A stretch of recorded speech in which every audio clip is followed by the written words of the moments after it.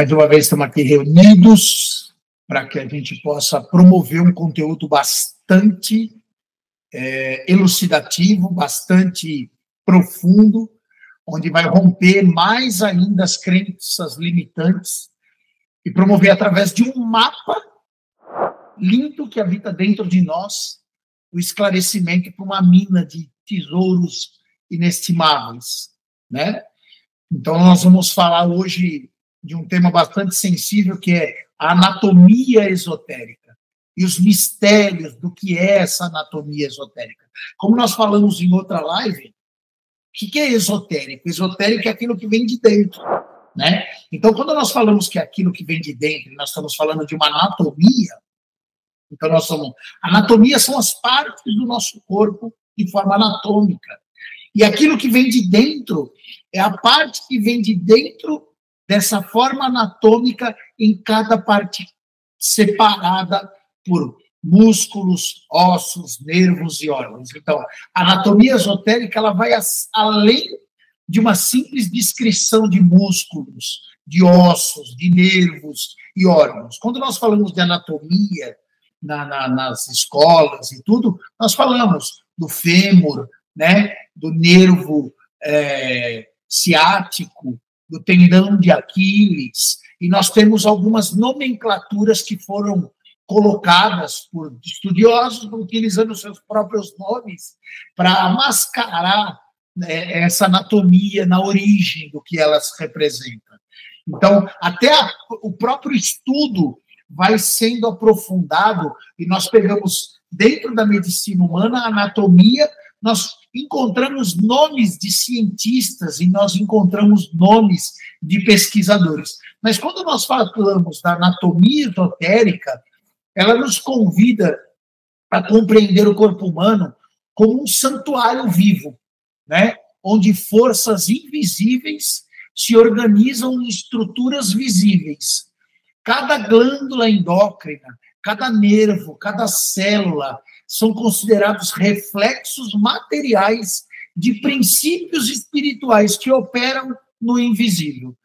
O ser humano ele não é apenas uma máquina biológica, mas sim um instrumento da alma para manifestar-se nesse plano terrestre. Tá? Essa visão foi preservada por tradições ocultistas, gnósticas e herméticas, que afirmavam que o homem é um microcosmo, um reflexo reduzido do macrocosmo.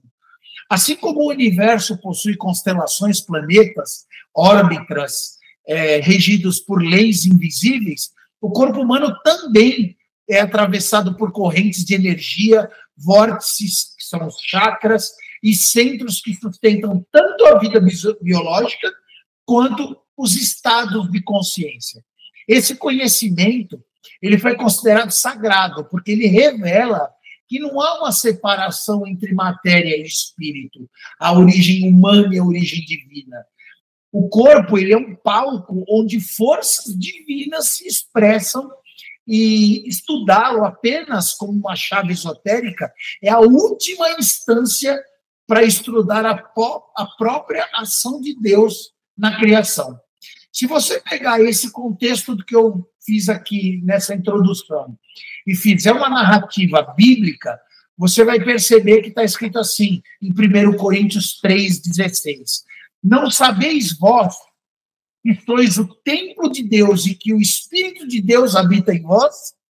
Assim como a anatomia esotérica revela o corpo como templo vivo de energias sutis, a Bíblia confirma que o corpo humano é morada do Espírito Divino. Ele é um espaço sagrado onde destina a manifestação do Eterno. Então, vamos começar a ter um pouquinho mais de responsabilidade sobre o seu corpo, que é templo e morada do Espírito Santo. Essa é a verdadeira igreja que nós devemos cuidar. A verdadeira igreja, ela é mental, ela é física, ela é emocional, ela é sentimental, ela é, nas suas mínimas e mais complexas partículas, um todo a ser cuidado, reparado, reorganizado, acima de tudo limpo e higienizado, uma manutenção dedicada a todo esse contexto que envolve o corpo humano. Então, esse mistério da anatomia humana, ele vai além do que o nosso entendimento usualmente é esclarecido. Tá? Qual que é a interconexão entre a anatomia física, os centros energéticos, os chakras e evolução espiritual? Tudo isso nós devemos nos aprofundar em pequenas lives que nós faremos de meia hora, de 40 minutos, de uma hora, mas é um conteúdo muito rico. E a cada conteúdo desse, nós vamos criar e-books para que a gente coloque no nosso esclarecimento, ou no nosso curso, ou no nosso PDF. São conteúdos de riquíssimas pesquisas que vão enxertar um conhecimento e um esclarecimento divino na mente de cada um. Tá? Então, essa interconexão a evolução espiritual, ela é fundamental na anatomia esotérica, porque o corpo físico, ele não está separado da parte energética, que envolve e interpenetra. Então, quando você fala que o corpo físico não está separado, nós temos duas naturezas, a divina e a humana. Quando nós falamos das duas naturezas, como a Bíblia relata, a gente cria uma divisão, uma separação entre os corpos, até inconsciente. Mas isso não é uma realidade, porque existe uma continuação, na verdade, daquilo que é espiritual, daquilo que é energético e daquilo que é físico. Existe uma interpenetra que envolve. Então, o princípio básico dessa interconexão, a premissa central é que a evolução do ser humano é um processo de metamorfose comandada pelo centro do seu ser, a mônada. Né? O que é essa mônada? O autoconhecimento e a superação das necessidades básicas são essenciais para esse avanço. Essa evolução, ela manifesta-se fisicamente e energeticamente através dos sistemas intrinsecamente ligados. Vamos nomear e vamos pontuar algumas situações. Chakras e glândulas endócrinas. São centros energéticos, são os chakras. São os vórtices de energia localizada no corpo etérico e astral. E as glândulas endócrinas são as manifestações físicas ou a concreção, a condensação desses chakras. E cada chakra importante se sobrepõe a uma glândula endócrina. Então, o fluxo de energia entre os chakras é facilitado pelos hormônios produzidos por essas glândulas. Qual é a atividade física, a atividade energética e a atividade física? As doenças, elas são, geralmente, elas têm a sua origem como nos veículos internos, etérico, astral e mental. E a sua aplicação de energias naturais, cor, som, magnetismo, esses vórtices podem corrigir os distúrbios.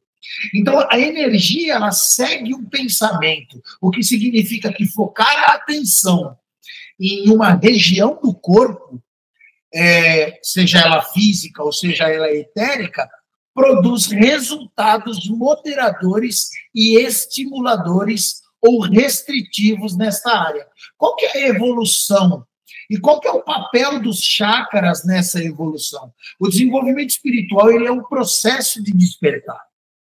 Ele coordena os chakras. Isso é feito e através da súbita energias do foco Kundalini, latentes na base da coluna, chakra Muladhara, relacionado às glândulas suprarrenais. O treinamento iniciático, o caminho de evolução espiritual acelerado, ele exige uma energia dos centros inferiores para os superiores. Então, você tem na sua base, no seu chakra sacral, a base dos chakras. E de baixo para cima, ele sobe para que você tenha essa energia de fogo, a Kundalini, latentes na base Muladhara. Tá? Então, vamos lá.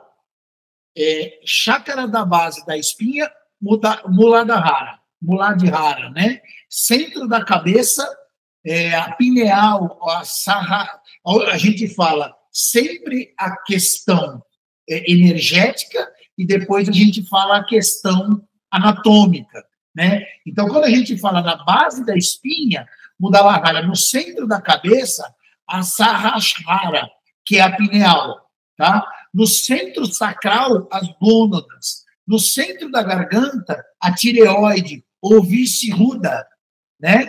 Chácara do plexo solar, pâncreas, e centro do coração, o timo. Então, você pode observar que em cada parte energética se liga a uma parte anatômica, tá? A uma glândula. Vou citar um exemplo. A glândula tireoide, por exemplo, ela é a concreção, né, do chácara laríngeo. Tá? Então, as energias sexuais do centro sacral precisam ser sublimadas a ascender a garganta, pois sem isso, a estabilidade na área superior não seria possível. A tireoide também governa o ritmo pelo qual os tecidos do corpo queimam.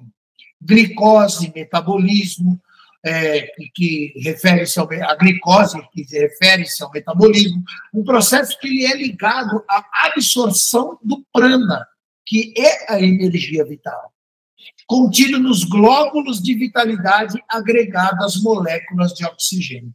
Então, se a gente for pegar todas as particularidades, nas mínimas condições de cada elemento, nós teremos inúmeros destrinchamentos para poder explicar o que um compõe e o que é ligado na sua composição e interligado, interpenetrando em cada um. O centro da cabeça, por exemplo, e o hipotálamo, né? O foco da evolução da consciência, ele está concentrado na região da cabeça. Os três principais centros da cabeça é o chácara frontal, ou a hipófise, que é a glândula, o chácara da cabeça, que é a pineal, e o centro da garganta, que é a tireoide. Esses três são cruciais. Tá? O hipotálamo funciona como ponto de concentração no tecido físico para as energias do chácara frontal, ajna.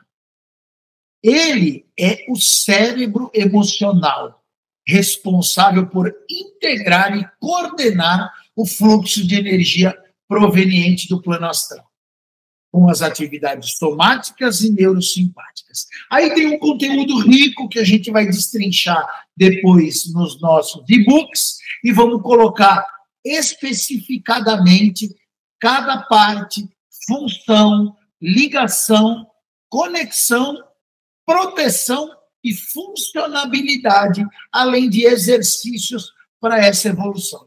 Nós estamos preparando esse conteúdo e vamos disponibilizar no nosso canal do Educar Mentes em forma de e-books, tá bom? Aqui nós vamos utilizar a linguagem para poder esclarecer e dar uma degustação para vocês da riqueza desses conteúdos, tá bom?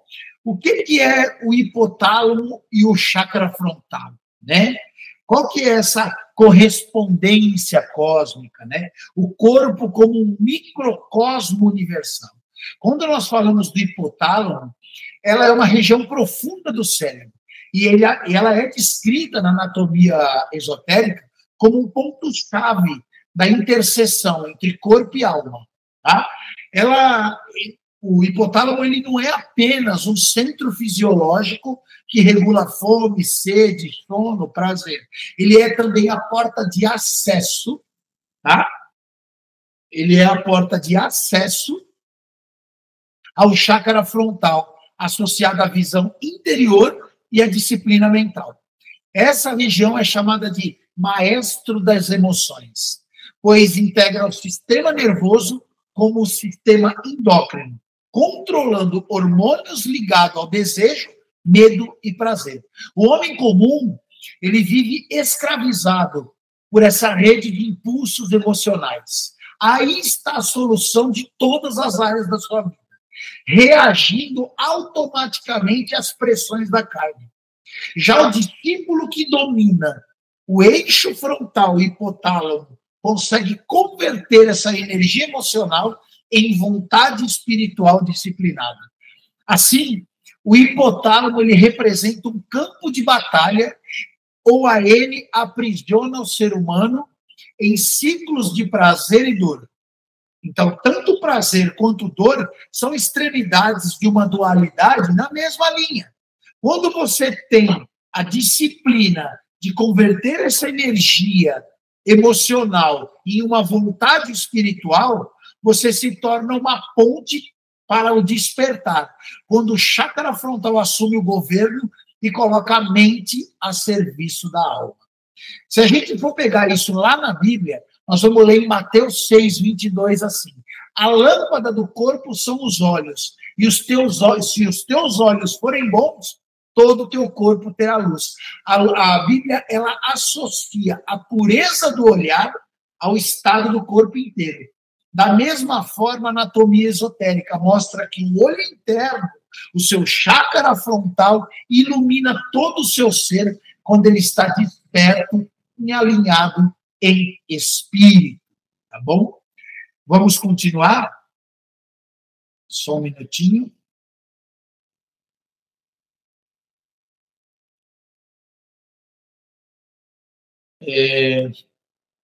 Então, vamos falar um pouquinho mais das emoções, né? Dos desejos, dos prazeres, da vontade, né? Nós sabemos que o nosso hipotálamo ele é o maestro das nossas emoções. É ali que está o grande campo de batalha. É ali que está o portal da grande ascensão crística na mente humana. Tá? Na visão esotérica, o desejo não é a força independente, mas sim a vontade aprisionada na matéria. Então, tudo que você deseja é uma vontade presa. O homem comum ele vive guiado por paixões e emoções densas, reagindo a estímulos instintivos. Esse estado de escravidão emocional gera doenças, desequilíbrios hormonais e perda de energia vital. O discípulo, porém, que aprende a reconverter o seu desejo em vontade consciente, esse processo acontece quando o chakra frontal governa sobre o plexo solar no centro das emoções. É uma transmutação alquímica, fazendo com que a energia que antes se gastava em paixões inferiores passa a alimentar disciplina, foco e direção espiritual. Isso mostra que a anatomia esotérica não se trata somente de fisiologia, mas de uma ética espiritual inscrita no corpo. O eixo entre emoções e vontade é a chave da evolução. Dominar as paixões não é reprimi-las, mas redirecionar sua energia para uma ascensão da sua alma. E isso é evidente se a gente for fazer um comparativo bíblico, porque a carne deseja contra o espírito, e o espírito deseja contra a carne, e estes se opõem entre si. Está escrito em Gálatas 5,17. A Bíblia expressa que a carne luta contra o espírito, e o espírito luta contra a carne. Ela expressa essa mesma luta de um desejo carnal e de uma vontade espiritual. A anatomia esotérica, ela oferece essa explicação numa batalha fisiológica e espiritual. E ela se envolve pela ascensão da vontade sobre os impulsos inferiores. Tá? Quando nós falamos de um triângulo femoral e do Padmasana, né? O triângulo femoral, ele localizado na virilha, ele é destacado como uma área sagrada do corpo. Nas práticas meditativas, como Padmasana, que é a posição de lótus, nós vamos correr bastante conteúdos a respeito detalhadamente desses termos e dessas regiões do corpo. A compressão desse ponto, ela reduz o fluxo sanguíneo nas pernas, tá? Concentrando a energia vital na parte superior do corpo e facilitando estados de absorção meditativa.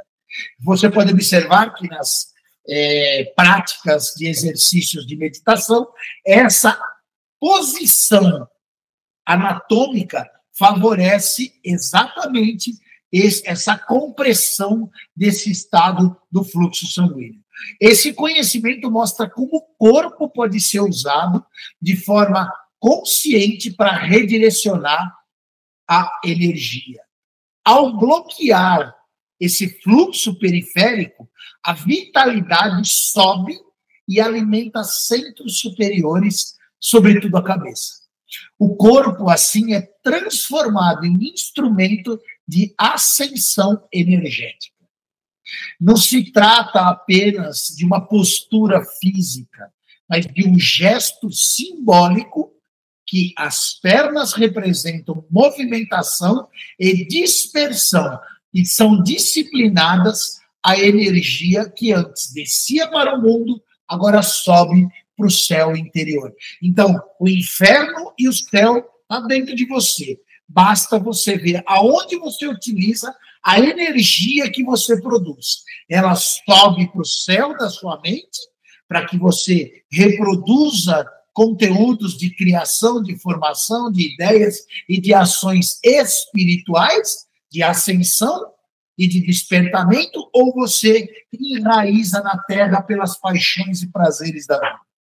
Né? Então, muda-se o contexto religioso do pecado. Você mesmo dá conta e recebe a recompensa ou a cobrança das suas próprias ações. Se a sua energia está sendo direcionada para a carne e para as paixões dessa vida, a cobrança já vem imediata, com a sua depressão, com a sua tristeza, com a sua ansiedade, com o seu descontrole emocional e etc. Agora, quando você introduz essa energia de forma corpórea, em posições que nós também estabeleceremos conteúdos para te promover o crescimento e a elevação disso, para que essa área seja cristicamente analisada e absorvida, você vai crescer. Vamos fazer um comparativo bíblico desse conteúdo. Em 1 Coríntios 9, 27, está escrito assim: antes subjugo o meu corpo e reduzo a servidão, para que, pregando aos outros, eu mesmo não venha, de alguma maneira, a ficar reprovada. Existe um ditado mundano que fala assim: faz o que eu falo, mas não faz o que eu faço. Isso é mais uma coisa de paixão humana, de paixão carnal. Porque se você testifica algo e não pratica, a hipocrisia está em você. Agora, se você testifica algo e procura praticar, você traz esse centro energético para a sua mente crística, alcançando o nível crístico, para que você consiga ser suficiente, equilibrado, disciplinado e discipulando os conhecimentos para você elevar essa necessidade. Paulo, ele reconhece uma necessidade de você submeter o seu corpo como parte de um caminho espiritual. O uso consciente de uma postura descrito na anatomia esotérica, ela é uma forma prática de subjugação do direcionamento das energias corporais. Tá bom? Vamos continuar um pouquinho, vamos pegar mais uma parte do nosso corpo. O olho e a visão interior. Vamos voltar aqui. Vamos lá. O olho humano, ele é descrito como o mais enigmático dos órgãos. Ele funciona como uma câmara escura. A luz entra, é invertida e projetada em imagem. Essa capacidade é símbolo da própria consciência, que transforma o invisível em experiência perceptível. A chave esotérica, o olho é também o símbolo do terceiro olho adormecido, que foi endemonizado, e todos os medos das simbologias foram endemonizados. Por quê? Tudo aquilo que é desconhecido Foi plantado um medo, como uma parede, um muro, para que você não passasse e não conhecesse a sua própria libertação. Então, o medo é o seu maior demônio, que te impede de crescer e evoluir cristicamente ou espiritualmente. Essa capacidade, ele é um símbolo da própria consciência. Ele transforma o invisível em perceptível. A chave esotérica, na chave esotérica, o olho ele é também o símbolo do terceiro olho. A glândula pineal, enquanto os olhos físicos evoluíram para enxergar o mundo material, a pineal regrediu, mas conserva a possibilidade de reativar percepções espirituais. O olho é, assim, um duplo físico e espiritual. Quando o discípulo purifica sua visão interior, ele transcende ilusões e enxerga a realidade como ela é. Os antigos sabiam disso. No Egito, o olho de Horus representava a união da visão material e espiritual e o equilíbrio entre o mundo visível e invisível. Tá? E em comparativo bíblico também é muito fácil de se encontrar isso que é falado aqui. Em Gênesis 32, verso 20, Jacó chamou aquele lugar Peniel porque dizia: tenho visto a Deus face a face e a minha alma foi salva. Essa referência bíblica de Peniel, etimologicamente, próxima a pineal, sugere a mesma verdade. Existe um olho interior que, ao se abrir, permite o homem a contemplar a face divina. Tá bom? Então, quais são os seus desejos aprisionados? Como que nós podemos trabalhar essa transmutação química? Como que nós trabalhamos essa vontade iluminada de ter um acréscimo elevado na nossa condição espiritual, de visão, de revelação, de entendimento, e, ao mesmo tempo, proporcionar o equilíbrio entre a parte energética carnal, transmutando para a parte espiritual ou energética. Tá? A glândula pineal, ou o terceiro olho, né, existe uma batalha interior que não perde um segundo e não dá um segundo de descanso. A glândula pineal, ela é um dos pontos mais misteriosos do corpo humano. Fisicamente, é uma pequena estrutura localizada entre os hemisférios cerebrais, responsável por regular os ritmos biológicos, como o sono, despertar, através da melatonina, mas não a visão esotérica. A pineal é muito mais do que isso. Ela é o órgão da visão espiritual conhecida como o terceiro olho adormecido. Os antigos sabiam que a pineal era um centro de percepção sutil. Os textos hindus se associam a Ajna Chakra, o centro de intuição da visão interior. No Egito, templos e rituais preservavam o olho de Horus como símbolo da capacidade de enxergar além do físico. Na tradição ocidental, escolas herméticas, como nós já falamos, falam dela como a câmara secreta da alma. A pineal ela encontra-se atrofiada na maioria dos seres humanos modernos. Alguns dizem calcificadas, né? Esse resultado ele é o resultado da perda espiritual ao longo da evolução materialista. Porém, ela nunca deixou de ser um canal de contato com as dimensões superiores. Uma disciplina espiritual, a meditação profunda e a pureza de vida são descritas como a chave que podem reativar a sua função sagrada.